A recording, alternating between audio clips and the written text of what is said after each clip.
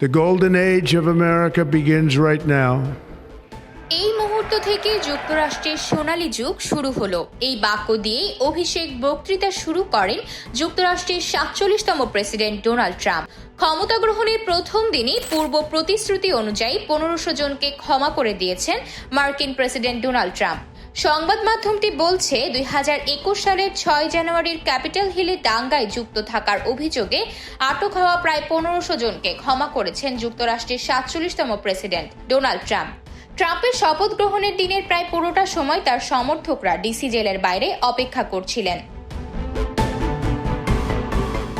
এছাড়া দ্বিতীয় মেয়াদে যুক্তরাষ্ট্রের প্রেসিডেন্ট হিসেবে শপথ নেওয়ার পর ডোনাল্ড ট্রাম্প বড় ধরনের কিছু ঘোষণা দিয়েছেন, যার মধ্যে মেক্সিকো সীমান্তে জরুরি অবস্থা ঘোষণা, পানামা খাল ফেরত নেওয়া, বিদেশি পণ্যের আমদানিতে শুল্ক বৃদ্ধির মতো ঘোষণাও রয়েছে।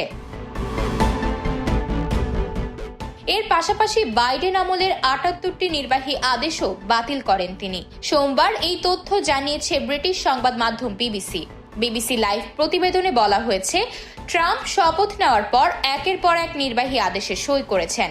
তিনি বিশ্ব স্বাস্থ্য সংস্থা থেকে যুক্তরাষ্ট্রের বেরিয়ে যাওয়ার প্রক্রিয়া শুরু করতে একটি নির্বাহী আদেশে সই করেছেন।